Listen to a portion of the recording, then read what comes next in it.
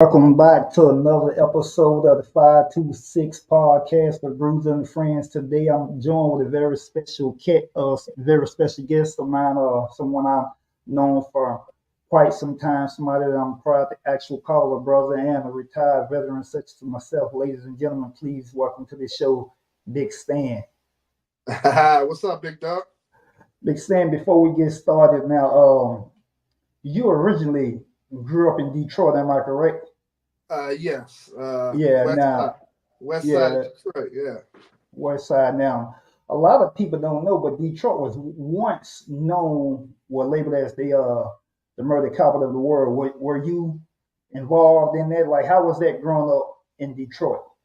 Yeah. So yes, I was. No, I'm an '80s baby, so I grew up in Detroit in the '80s, and by the age of 10, man, by the time I left there, I didn't see everything you could see, man. I was actually my mother and father, they was bit in the street world. They was good people, but they were it was tough during those times to make ends meet. So they were in the street world.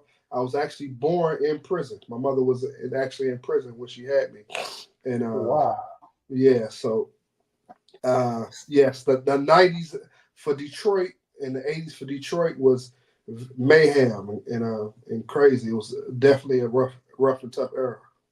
Now, you just mentioned that your mom gave birth to you in prison. Now, how does that work as far as an inmate, well, especially women Mhm. that gives birth and that while being incarcerated, who is mainly responsible for that well-being of that child? Does the child go with family members, or how does that work? Yes, yes. So I actually at birth, my father and my grandmother came and got me from the hospital, and my grandmother helped raise me with my father until he later got incarcerated, and then it was just my grandmother on her own with my sister. I have an older sister, and she also did a lot of raising me during that time period. Oh, okay. So so you was mainly raised by your dad and your grandma. Yes, in my younger years, yes, and my Oh, sister. In my younger years, from I say, well, I was born in '80, and by the time I left to go to where my father's from in Florida, my sister, my grandmother, and my father raised me. oh wow, man, that's And during that time period, man, saying I had to grow up really fast. And I seen a lot of street life. We was homeless at time periods and different struggles, man. But we made it. We made it through. now a lot of now you mentioned that you had a sister. Now, at any point time that you play sports, or did that life kind of like did you kind of like act up? What was your outlet to that environment that you saw every day? And was it that type of environment that decided that for your father or stepfather to pack you and your sister to move to Pensacola, Florida? So I grew up on the street. I grew up in a lot of parts of Detroit, but my really home in Detroit was a street called Wisconsin. We called it short for Cheddar Block. The play Cheddar on Block. the play on Wisconsin cheese, but we called it Cheddar Block. And on that street, man, in my grandmother's house, she had a daughter that passed away. So I had two older cousins, and then I had two younger cousins also living in the house. So plus my sister. So we had five boys in that house. Across the street, we had a foster care, a foster care home, which had an additional 5 to 6 boys, and then we had a house next door to us with King Jimmy and his big brother Louis. He also has some other siblings that were a little bit older than me.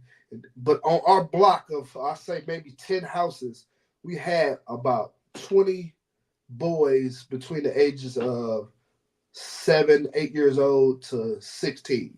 So it was almost like a gladiator school. It wasn't a day where we didn't all out brawls, football, baseball. We also live right next to a big park, and if you're familiar with Detroit, it was called Noble Elementary School. So it had a big basketball court. Actually, back in the day when Grant Hill was real popular, he redid the court. We had a Okay. we had a baseball field and we had a football field. So for 20 boys, man, every day was either a sports day. You know what I'm saying? So we played football, baseball, basketball, all sometimes in one day.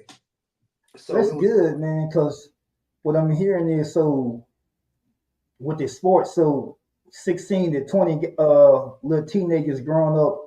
So you guys weren't necessarily out like just doing little knucklehead stuff like getting in trouble with gang or jumping on people, anything that the normal kids did when you got 15 to 20 guys. Because normally when you got that many people, that many boys, you up to no good. Because I'm trying to see, like, hey, that y'all just keep it with sports, or them times like, hey, look, we in Detroit, let's let's go do some things. To be honest, man, maybe if I lived in a different neighborhood, we would have gotten a lot of things. But I think that park, uh, especially in our early years, actually saved a lot of them kids' lives, including myself.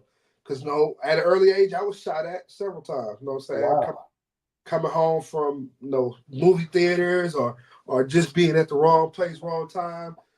Gunfire erupted. We had to run because there was a lot of different gangs. YBI, Young Boys Incorporated. Talking about the Joy Road Boys, the Feeler Crew. It was a whole bunch of different no gang activity or no street activity. You could from one street to another, Cherry Lawn to Indiana Street, from one street to the next street, you can find yourself in a pickle. You know what I'm saying? If you was on the wrong block with the wrong people. So, but the Yeah. actual park saved a lot of our lives, especially during that time period, because it gave us an outlet to be kids and do kid things. That's good, man, because I don't really think that a lot of people truly understand like how important it is, like when you get that stuff together. Because I remember growing up, I remember when they took our basketball goal down. Growing up in the projects of Shea Lane, that's what we look forward to. Big thing is getting off that bus, going to the park. I mean, we're going to the court, just playing basketball, and we played football. Like they had this big long field that we would just play on. We would call it busing back then. But as far as basketball, I guess they got tired of the people jumping. Tearing those rims down. So even to this day, when I went home last summer for my nephew graduation, that court when I left in '85, it's still there, but with no rims. They haven't did anything else to it since then. And I left in '95. Is when I left joining the army. And like I said, back then that court is still the same way with no hoops, no nothing. Yeah, I could appreciate the environment and the camaraderie with those guys from Wisconsin, because it made me who I am later on in my life, because it made me real tough. Right. It made me real aggressive. So people knew I didn't play, or I was able to handle myself, because it was real life gladiator school. From just even having five boys in one house.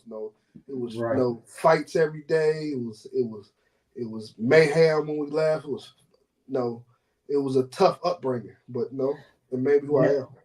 now that transition from Detroit down to Florida, do you still well at that time being at 10, what was it like transitioning from Detroit moving to Pensacola, Florida? Like,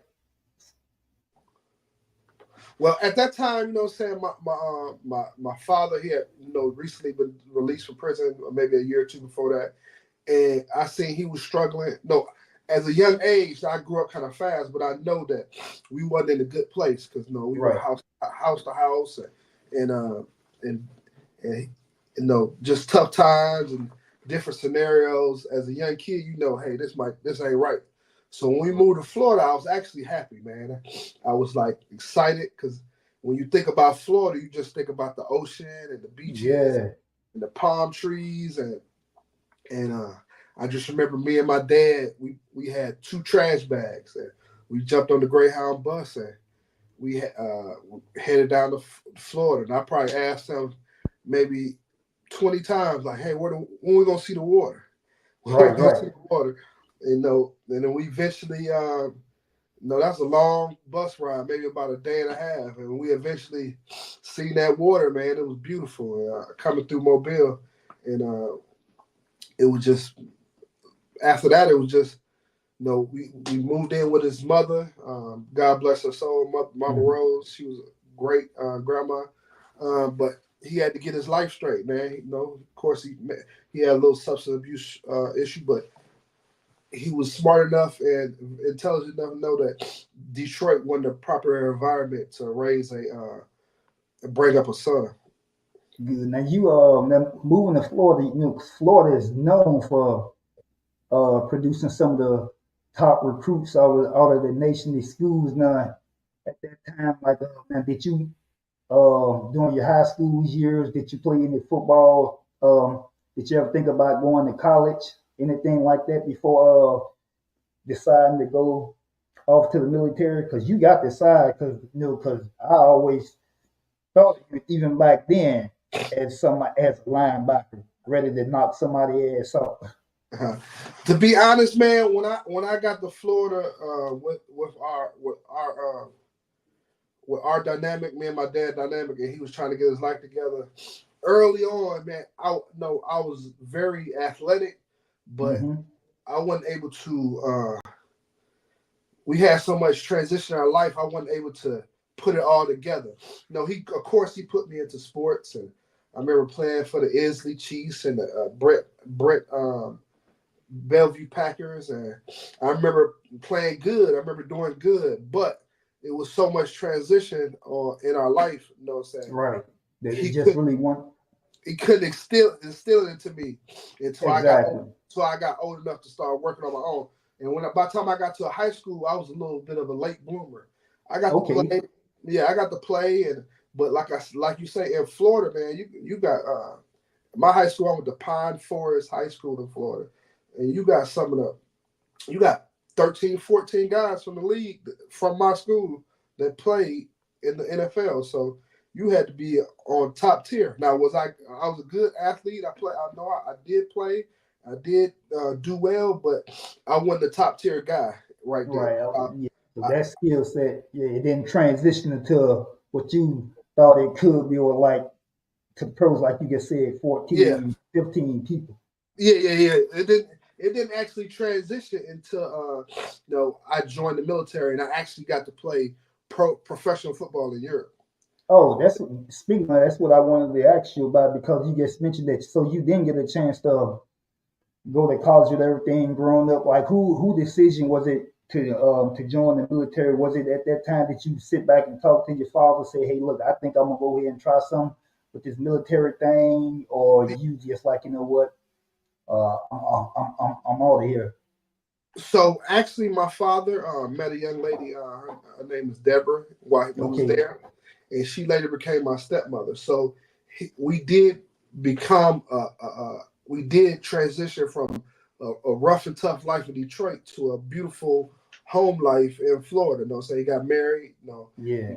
provided a beautiful home for me and my stepsister and my stepmother. They was real good people. So from the transition from Detroit and the transition to a better life, things turned around for him quick. You know what I'm saying? When he got from Detroit, he was on the ground running. You know what I'm saying? Went from transition from one job, which was a newspaper. He worked for a newspaper back then. I think it was called the Pensacola Voice. And then he transitioned to another job. Then he transitioned to selling cars. And then he started doing his thing, man.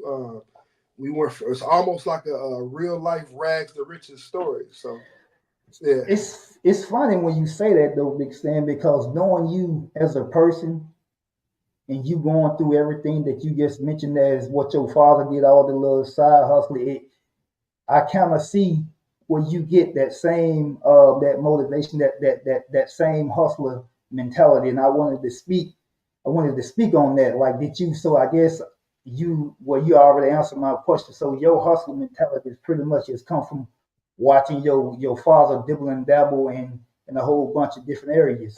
Yeah, and my mother, she was a certified hustler. So both of them Oh, had that hustler, get out and get it, you know, by any means mentality. So I think that was inbred me from both aspects of both my parents. But to be oh, honest, you know what I'm saying, uh, once we transitioned, because in Detroit I was making horrible grades, I was doing bad because I wasn't in a comfortable environment, you know. So I didn't have right. my parents, so everything was changing every day, you know what I'm saying, dealing with stuff going to school. But when I moved to Florida, my grades started transitioning. I started making good grades, A's and B's. You know, so I was going to school, doing the right thing. But once you get to high school, even though my dad was doing good, he had enough money to afford a beautiful home. He had Right. enough, he had enough money to afford food on my plate, the necessities of life. But he didn't have enough money to get me the Jordans and the apparel that everybody else got. So Yeah. I was more of a little bit of a bully because I or quiet or more a little aggressive because I didn't have the nice clothes. Matter of fact, for my high school years, me and my dad shared clothes. So you know, it almost be like, hey man, I'm wearing that on Tuesday. Hey, I got the J's on, not J's, but K Swiss on Tuesday. Or Yeah. I'm wearing that track suit on Friday, man. Hey, I got that one. So so that was, so I never thought in my head that was a negative thing. I just thought like, hey, he's doing his best, and it's beautiful, and I appreciate it. I ain't had Levi's, I had Bugle Boys, so but I ain't mind. I ain't understand the concept of that. But the Oh reason why no. you asked me a question about why did I join the military, so even though I Yeah. was doing good in school and I was doing good as an athlete, you know what I'm saying, I already had a little bit older and mentally than everybody else. So I started becoming, sexually active at young age, and I had my first child of two. I had two children, and I had her when I was 16, turning 17. Okay. So my father already seen the writing on the wall. Oh, he had a baby Yeah. done. Next day he gonna get in trouble, so I got to get him out of here. So like I said, he transitioned to selling cars. He sold cars in Pensacola, and he's it's a military town, so he was dealing with the military guys and dealing with recruiters and stuff like that, selling cars. And he also worked with retired military guys, and he just seen the light for me, like, hey man, these guys out here don't even have to work half as hard as I got to work because they getting this check every month from where they retired. So he had already put the seed in my head. And then Oh, okay. one day on my 17th birthday, he took me to lunch. Man, we was like brothers, so we really wasn't a father son type relationship. It was more like a brother relationship. We kind of Well, that's speaking of that, big saying, like just hearing you talk about your dad like that, it just brings the memories back with my son, Jamar. Like because I moved him to Tampa too because the same, probably for the same reason. After I retired, he was still in Fort Bragg, and we met in Bragg. But how E. Smith is, how that school itself, how some of the schools that Fayetteville had, and I just didn't really want my son to grow up in that environment. And I think that when I moved him down to Florida here, probably the same thing happened. I saw a different Jamarian. I saw somebody just blossom. I used to call him the big man on campus. To this day, I look at him like a brother, best friend. Like you and like you and your father were. Like he's still the love of my life. We were just playing 2K online yesterday. All Saturday. That's dope, man. That's dope. Yeah, man. So, we had to grow up. Me and him grew up together, and we grew up real fast, man. So, So on my 17th birthday, like I said, man, he took me into a recruiter station, and I'm like, we ate lunch. Then he took me into a recruiter station. He started talking to the people like he knew him, and he was like, "Yeah, this the guy I've been telling y'all about." And I'm like, I'm looking at him like, "Hey, so he was talking to the recruiters like you some 5-star recruit, like you yeah, ready to yeah, go yeah, there. yeah." So, you know what I'm saying? So once I went in there, he's like, "Hey, y'all got that paperwork ready?" And they looked at me, said, "You ready?" They were like, female NCO. It's like, "You ready, son?" I'm saying, "Ready for what?" So, yeah, your daddy said you was interested in the military. I said, "Well, I guess I am." So Wow. at that time, no, I signed up for the paperwork. I signed the paperwork, and at that time, I was in the reserves at that time. So Okay. I signed up in high school in the 11th grade for the reserves. So they do the split out. They I think it was called the delayed entry program. Is Yeah, that yeah, what you yeah. did? Yeah, that's the same thing that I ended up having too. I was like I mentioned the chief full on the last episode. The same thing. I delayed entry program. I was reserved in high school, getting them little $60 checks a month while I was in high school. Yeah, me Hey, too. Big said I ain't never seen money like that before in my life. Like real money coming to me. Them little, I think like the highest one probably at one time was like maybe $77. And I think Big said Yeah, this is in a month. yeah. But yeah, man. But the transition from Detroit to Florida was not easy neither because you got to imagine my accent and the way I dress and the way I talk was also a big thing because you could tell the difference. My accent is different now because I've been all over the world, Europe, Right. everywhere. But back then, I was and plus in the South, man, it was just me and him, and all my cousins and stuff was either way older than me and way younger than me, and in the South, man, they stick together. You fight one brother, you gotta fight 10 brothers. You gotta fight the cousins. You gotta fight the sister. So anytime I got into an issue, I knew that hey man, I gotta whoop this boy real good because I know you're gonna have to fight everybody, the whole family coming at you in the South. So it was a little bit of different transition in elementary and middle school, but I survived and I made it through. Speaking of, you just mentioned your accent and stuff. Now when you join the military, well, I know let me speak for myself, probably for just a past the way I sound, the way I talk. I know I'm country, but just as you mentioned, some of the places that I've been, it kind of cleaned itself up. Did you have any trouble with the way you sounded growing? I mean, coming up in the military, because as the military, they what I like to call it the Do Boy Club, and already they like some of the people like the what should I say look down on young black men such as ourselves that don't look like them, that don't sound like them, label us as dummies, unintelligent, all of that stuff. Did you experience any of that? Like when you first joined as a youngster? Be honest, what I actually experienced was stereotype. Okay, Because when I first joined the military, the drills and the different people, they read your records and they find out where you're from. So okay, in my records, it say no, it give my birthplace. I'm from Detroit. So they didn't know that I was I was from Detroit, but I moved to Florida. So they already perceive me as a street guy, a gangster. okay, So the funny story is, I'm smart enough to play into it. So I'm already a bigger guy. I'm tall. I'm already a bigger guy. yeah, I'm feeling like if I play into them thinking I'm a gangster, then they would, leave me alone. They wouldn't bother me because they'll feel like, oh, this dude crazy. He might do something. So in the first 4 or 5 weeks of the basic training, I played into, a tough guy. I'm from Detroit. They would ask me. I had one time I got one of my drill sergeants asked me like, "Hey, what set you came? You gangster disciples?" And he started naming all these gangs.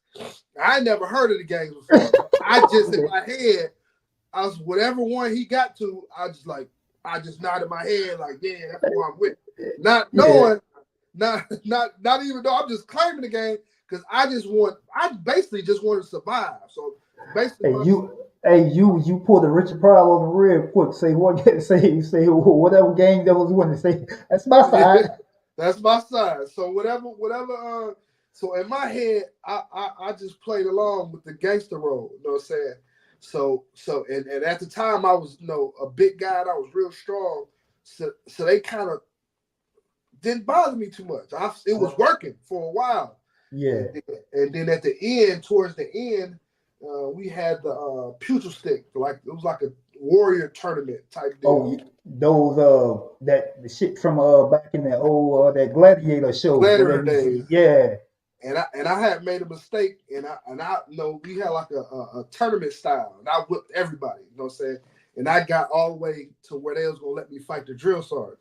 But we had we had a female female first sergeant as a drill sergeant, and right before I was about to fight the drill sergeant, she stopped it. Because I mean, no, later on being an older man, understanding, also being in the military 20 years, if I would have beat him, everybody would have lost respect for all of them.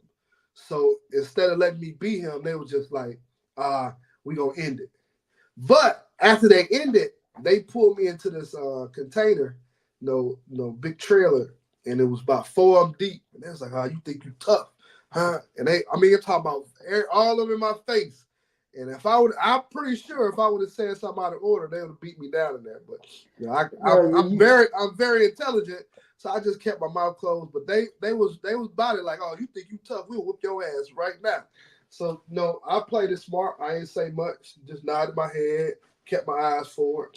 So yeah, bro. I don't know what's up with them damn drill sergeants thinking they fucking Johnny Get bad because I understand, man. It's just all part of the game. It's all part of the game. Did I don't know if I ever told you this story. This about the time in AIT with the first son that wanted to fight me or whoop my ass because I was talking to his wife. Now, mind you, I didn't know. I'm gonna tell you how this started. So this couldn't be no more, maybe 17, 18. This Fort Jackson big thing. So we hooping, it's intramural basketball. So I get subbed out. I'm on the bench. All I know is this gorgeous white lady come down here and start talking to me, just talking. So hey, I started talking back. Next thing you know, we really talking. I'm talking about like trying to get phone numbers and everything. So we get back to the barracks.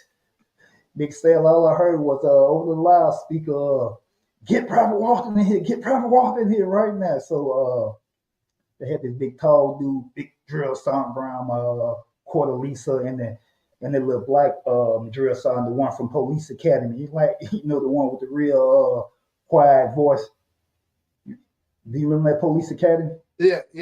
So that's how that black chick was. So he called me and the first song was like, I don't know what to start. He's like, Drill, you can just do whatever you want to. Just get him on my face, take his pass, or no, we can't send him home. He's like, I'm sitting down, and my wife, she just had this look on her face, and I just turned to her and I asked what was wrong, and she said this soldier was there hitting on her, and none other than Private Walton. And I'm like, bruh, they started talking to me.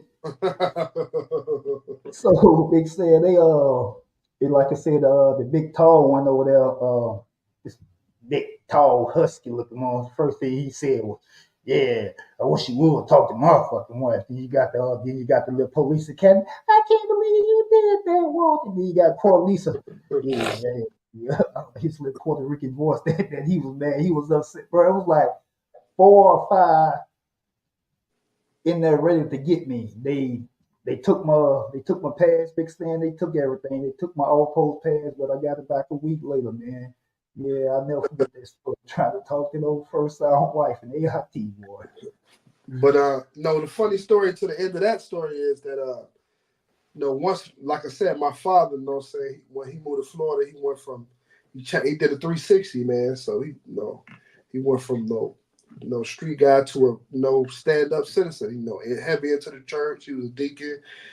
His wife was a gospel singer in our city, so he was a stand-up guy. So when they get to my graduation at basic training, and they pull up in the Cadillac, with the Jesus emblem on the back of it, and My dad jump out in the 3-piece suit with saying looking like the preacher, the reverend, and they get to talking to him, and the family mingle with the drill sergeant, the staff, and they like, well, who your son is? And then my dad gets to say, hey, my son Terry Stanley. And it was like, well, he from Detroit. He's like, nah, yeah, he was. No, but he moved away when he was a certain age. Now he live in Pensacola, you know what I'm saying? Great kid, church-going kid. So they found out that I've been putting on this role play for the last 8 weeks. Well, my dad get there and found out he the doggone preacher of the church. Man, that is so crazy. Hey, so that the day of my graduation, man, I caught pure hell, man. The boys smoked me, and I had Class A's on. They smoked me from the time I woke up to the time I got on the bus to leave there. Man, listening to this, it sounds like your daddy kind of I never met this gentleman either, but it sounds like your daddy almost was something like Shaq daddy. Like, no, he wasn't. See, Shaq daddy was a real disciplinarian. My dad. Man, my dad wasn't a big disciplinarian, man. He'd tell you what to do, you do it. Right. We was more of real life brothers, man. To be honest, man, he probably maybe have whooped me maybe 2 times in my whole life. But me and my father was like real life brothers. Like, yeah. Oh. I was 16, 17. We'd get in the car and ride around and have a drink together and real life. My right hand, his left hand, my right hand. We was tight, like that's good. So now, he wasn't a big disciplinarian, man, because you I already knew his street cred, so all he had to say, hey, get this done or do this. I would know already. I didn't see them in the street, so I wouldn't play with that. So now, you got high school out the way, you got basic and AIT, so it's time. So now you done finished basic and AIT. What was your first duty say? So now, how was Terry Stanley as an actual soldier?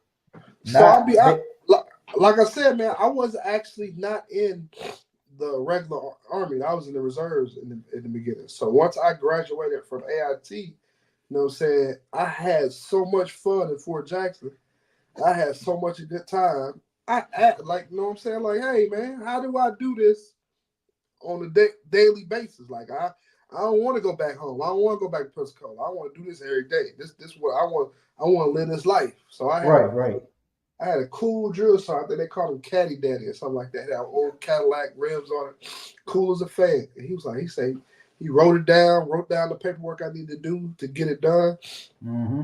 As soon as I got back home to my, I went home 24 hours. I went straight to my reserve unit, filled out the paperwork, did the paperwork, and I say maybe 30 days later, I was in South Korea. Wow, that was so. Your first duty station was Korea. Korea, yeah. I went to Fort Linwood to transition from reserve to active. And I was there probably about 30 days, and then. So big saying. So you go from being an AIT to having fun every day. Now you in another country, Korea. I can only imagine that. 18 years old, man. In Korea. It was almost mind blowing, and it was also during the 99 year. That's when they was worried about the computers and everything switching over. Oh. Michael Jackson. Yeah, Y2K. Michael Jackson came to Korea, so it was so like the transition from country Pensacola to a whole other country it was amazing, man. I had the time of my life. That year being over there, 18 years old, I had a blast. That's good. I think one of some of the things that I wanted to really touch up on was your football story. Like I never knew that you actually played football in the Army. Like I've seen Army versus Navy. Even being stationed in Guantanamo Bay, we had the Army versus Navy game there. But I never actually met anyone that actually played for like the Army. Talk to me about that. how did that get started? So of course, in high school, I wasn't in the best shape. I was in good shape, man. Like I said, I played ball, I did good. I started. I played special teams. I did a lot of stuff. But like I said, I was a late bloomer, so I didn't really start until like my end of my senior year, and I did good, man. I really did good, but my body didn't transition until I went to the military, and I know I began to run miles and miles and lift weights on my own, and build with other guys in the gym. So once I started doing that, we started doing flag football and rec ball, all kind of stuff. And then later on in my career, I actually got stationed in Germany, and I had a captain named Torres, and he actually played pro baseball in Europe. You could actually play baseball, and he actually had to just be my boss. So I seen him doing it, and then I had a friend. His name was Kenneth Colbert. He played pro ball for a team in Germany, and we had befriended each other because both of us had sons that played sports, and so he was like, "Hey man, you a big guy, man. You play ball?" And I was like, "Yeah, I play ball." No, he said, "You should come try out for the team." So I actually, thinking I'm hot headed, like I'm from Florida, you know what I'm saying? Yeah. That's the home of football. I actually went out there, tried out, and I'm gonna be honest, man, them German boys was bad. Them German boys was no joke. Like they was tough. Like, I mean, I'll be honest, Like, man. did they have the size too? That Man, Germans known for having weight, size, height, strength, tall. yeah, It was them some big, big yeah, what do they big. call It was them? like, Them big weight. What do they call oh them? man, One it was like them. they was like big boys from Texas, man. They was monsters. Like it was and they was grown men. They weren't no kids. You know what I'm saying? So my first couple weeks, I I probably thought about quitting a couple times. Like, hey man, this ain't for me. But my homeboy KC was like, hey man, stick with it, stick with it. You know you doing your thing, stick with it. So once I start building the confidence up, and just a light switch came on, and I just became a monster. And no, in Germany and in Europe, you only can have two Americans on the team. So Wow. anybody just can't play. You actually, Now, say, yeah, I'm glad you said that because one. Now, what part of was it? You say this Germany? What part of Germany was this? I played for the Wiesbaden Phantoms in GFL League Two. That's crazy you say that because like the military itself is mainly Americans. So Yeah, you being American, you in another country, so you only got a slot for two people. That's it. two people, two foreign, not two Americans, two foreigners. Period. So they only gonna pick the best of the best. And of Oh course wow. you got military bases all Americans all over Germany. So there's a lot of people Right. trying out. So they gonna take the best of the best. Oh, so this wasn't just in V. So this selection, so Yeah, your selection. we played teams all over. Berlin, we played. This is the GFL is big time football, man. You got Oh, GFL one, oh, GFL so two. you was out. So you was really out there getting them that work because because you think about it, big thing. That's an accomplishment itself. For like you just said, to only You two foreigners.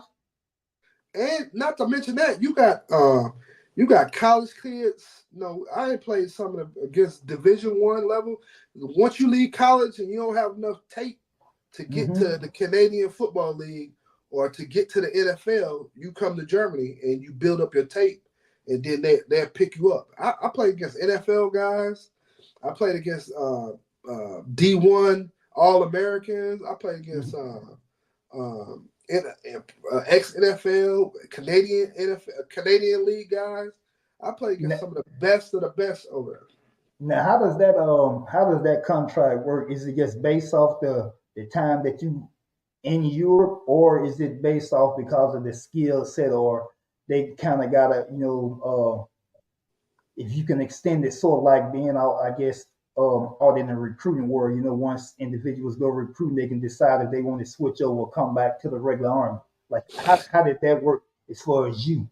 So, like I said, with me having a great boss at the time, Mm-hmm. and he actually playing pro baseball, he was understandable. So he would let me leave early to go to practice, and he would let me know my weekends be straight for the games, and he was very happy about it. And also the rest of my chain of command knew about me playing football. So everybody was like, it's a big deal if you make the team because it shows that the Americans are intermingling with the life, the city life, or the people of Germany. So it's like a Yeah, good yeah, the team bonding. locals. Yeah, team bonding that type deal. So everybody was excited about it. Would have people from my job come to my games. It was a great experience. And once I started playing and doing good, it was a beautiful thing. People in the city knew my name. They speak to me like I almost know, like I a local celebrity. That's all right. That's what I'm talking about, man. And how long did you do that? Just for what, 2 years or? I played 3 seasons in the GFL. Yeah, and know some of the biggest names uh in NFL, or a couple great NFL players came out of the GFL. And I got a guy named Brandon Coyer. He was played for the Philadelphia Eagles, and he played in the GFL. Man, he's doing big things with kids getting recruited out of Europe. And man, he probably got over 150, 200 scholarships from kids playing in the GFL in Europe, now playing football or playing in the NFL in the States. So he got kids in the college, and he got some kids in the league. And Would that's that be the same, something? and that's the same group of people or same pool of people I was playing against when I was playing. Wow, I was going now. Is that something that you're interested in? Like your boss, finding kids the No, same way. Uh, no, I was big on coaching when my son was playing. I was big on coaching, but no, I wouldn't mind assisting in a program like that. No, because his first year of that program, I actually help chauffeur the kids around. The Europeans help chauffeur around, go state to okay. state, campus to campus. That was a beautiful time. That was fun, man. But right now, man, my heart is not into training other people's kids. My heart is to make sure my family is straight. This retirement life, a little bit golfing. Yeah, I was speaking of that. What I wanted to because we're gonna run out of time here in a few more minutes, but the I would just say so as a child growing up, so how's it now that actually being retired? Like, what do you love about the state now being down here in Tampa? Like, you've only been here a couple of months. Just talk. What are some of the things that you just done that you love about being retired and living here in Tampa? Not, next to the Buccaneers, the Magic, the Atlanta Magic, the Rays down there in St. Pete. There's so many big sports teams. Of course, I'm a big Tampa fan. Though since I was a kid when I moved here, I'm also a big Detroit Lions fan, Tigers fan. So I Yeah. me being double life, being in both places, I have love for a lot of Michigan teams, but I also have love for a lot of Florida teams. So sports is my big thing, man. I love going to the Tampa Bay games. I've been here 6 months, and I probably have been to more 4 games. And I love the food. As you can see, I'm a big boy. So Yeah. much beautiful food down here. So many beautiful places to eat at, and the weather is good, man. It's December. It's 85 degrees.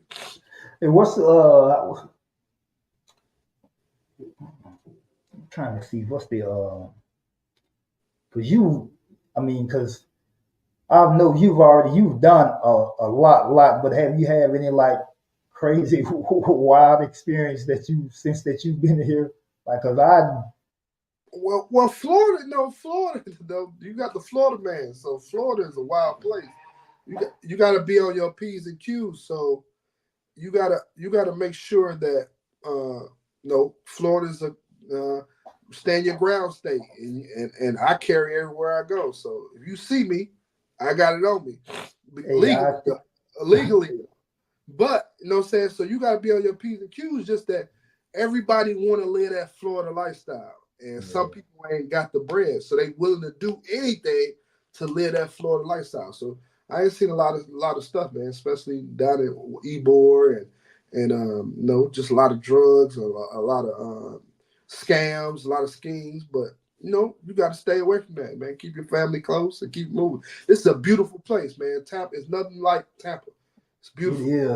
I had the experience. I'd say one of my wild experiments. Something that I never thought I ever get a chance to even do before in my life. Big saying, I mentioned before, I got a chance to check out they swinging club here in town. That's crazy. Hey, and what I tell you, big say, hey, that's that's not something for the average eyes. Because when you walk in, it it looks like a bar, so you pay your little fee, and you go and you mingle. So you just thinking that it's like a sports bar. And the person that I was with said, "Hey man, this can't be it." So we asked somebody, it's like, "Oh no, you need to go out, you go next door." Oh, so we need to go out, go next door to the Playboy Mansion. Okay, so expand when I tell you I walk in there. I was only in there for probably about 10 or 15 minutes. I had to get off. Like, I'm not really sure what Solomon Gomorrah was like back in those days, but what I saw, man. So you the first one that I got through big stand, it was no, it was just wild. But the last thing that I saw, I got up out of there, and I remember this a white dude came to the door because like even right before me and my partner left, we met this little female. We got to talking, and the white gentleman came up out and he said, "Hey, hope you guys don't plan on kissing her because she already banged like three fellas since she been in there." I was like, whoa. Yeah, so he said that big stand and that was it. It was like, yeah, I'm done. I can't do nothing with this. Well, I've been married for 23 years, for almost 24 years and shout out my wife, beautiful wife Leslie Stanley. I got a 23-year-old son just graduated college, and I got a 26-year-old daughter. So I'm a big family oriented guy. I'm not a clubber. I'm not nothing of that nature. No swinger bar.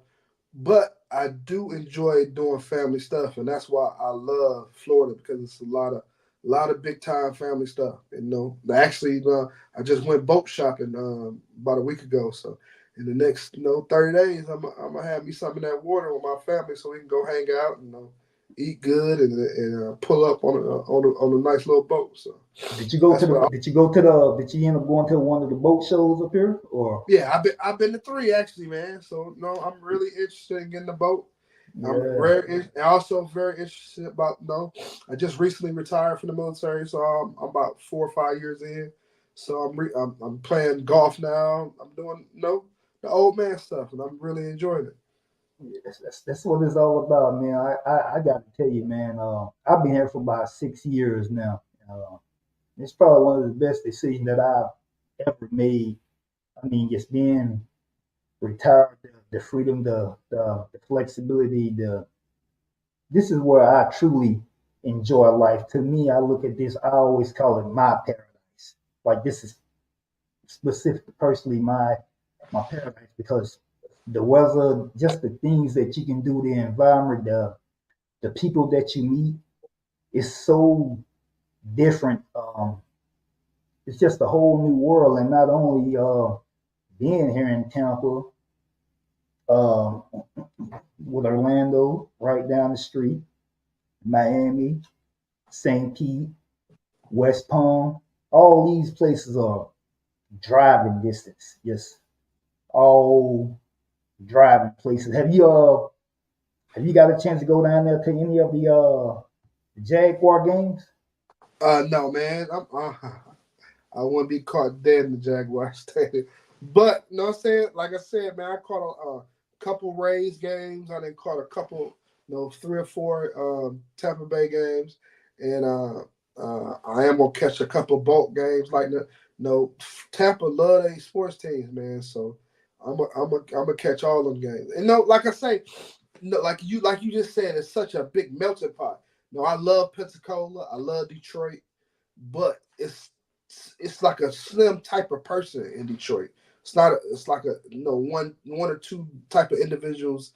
It's like same thing in Pensacola, but here in Tampa, man, it's like a crayon of people, man. It's like people from all walks, from everywhere.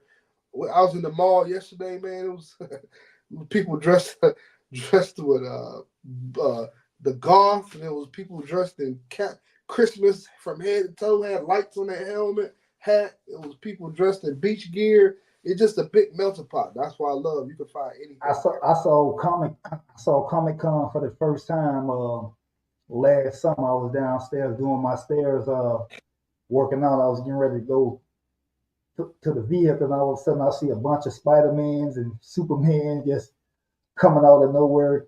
Kids, Wonder Woman. Then I'm like, going on here, and I looked up. I was like, oh, Comic Con. Like, I'd never seen nothing like it. Big stand for the whole downtown Tampa. Just walking around dressed like superheroes. Mhm. It was crazy to me, but at the same time, it was new. So it was good. It was new. It's I ne- really enjoyed. it's never a dull month and a dull weekend in Tampa, man. Every weekend is rain, sleet, sun, something to do, it's something entertaining, something fun. And What are some shout or out what my are some of your favorite uh, beaches that you like? uh I love Siesta Keys. I love Yes. St. Pete Beach. I love uh I love Big Kahuna. I love man. It's Apollo Beach. It's a couple of them, man. It's nice, but definitely St. Pete and Siesta on my top key. And shout Yeah. out my realtor, man, Lori and her husband Eddie at T Lux, man.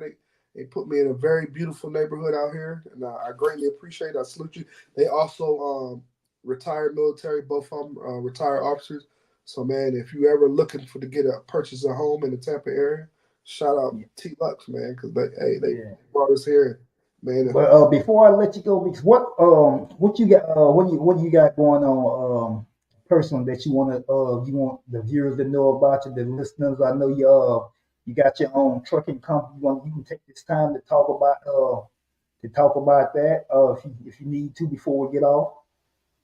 Well, if I had to say something at the end, man, I would say this: uh, life is short, man. Man, some people would be like, "Man, you gonna move up? You gonna leave this beautiful house in North Carolina to go all the way down to Florida with all the storms and all this and all that? You gonna move your business, huh? Life's short, man. You gotta make yourself happy. So, and life can change like that. So, if you ain't moving forward to do what you want to do in life, what you doing, bro? Well, I Yeah, tell you like this one. everybody got expiration date. You just don't know what it is. Yeah, well, I leave with my one of my favorite quotes. Some of my tattoos I got always forward, never backwards. That's what I stand on. I believe it still to this day. Always moving forward, keep everything in the review. I'm not too much worried about the past because it's the past. I really can't change it. But, ladies and gentlemen, about to wrap up another episode with one of my, like I said, Terry Stanley Jr., Big Stan, my brother. Thank you for joining the podcast. First of all, thank you for taking the time out for even joining me to even help me just to even try to get this thing started. I told you before, I'll tell you again 1,000 other times, I love you, boy. Appreciate it with all my heart. Just thank you for always just being there, big standing. This right here, thank you. I salute you, brother. I love you with all my heart. Appreciate you. All right, God bless, Go bro. ahead. Yep, you too.